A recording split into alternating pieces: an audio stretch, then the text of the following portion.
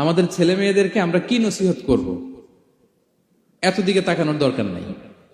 বাসায় যে সূরা লুকমান খুলবেন, 31তম সূরা, 12 নম্বর আয়াত থেকে 19 নম্বর আয়াত পর্যন্ত, এই 8টা আয়াত আল্লাহ যা বলেছেন আপনি আর ভাবি মিলে সন্তানদেরকে এটা শোনাবেন। গুড ইনাফ, আর কিছু লাগবে না। 3000 years back in the history, এত আগের উপদেশ দেখবেন যে মনে হচ্ছে বর্তমান সময়ের জন্য এই উপদেশগুলো আল্লাহ ধরে ধরে কোরআনে তুলে ধরেছেন।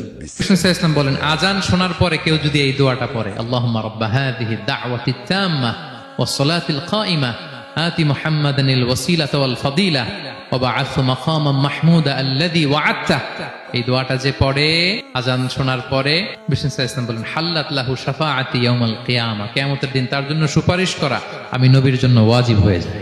বিষ্ণু বলতেন, আমার কোন উম্মত যেন নামাজে সালাম ফিরানোর আগে এই 4টা জিনিস থেকে পানাহ না চেয়ে সালাম না ফিরায়। একটা হচ্ছে আল্লাহুম্মা ইন্নী আউযু বিকা মিন আযাবিল কবর, আল্লাহ কবরের আযাব থেকে পানাহ চাই। 2 নাম্বার, ওয়া আউযু বিকা মিন আযাবি জাহান্নাম, এই জাহান্নামের আগুন থেকে পানাহ চাই। ওয়া আউযু বিকা মিন ফিতনাতিল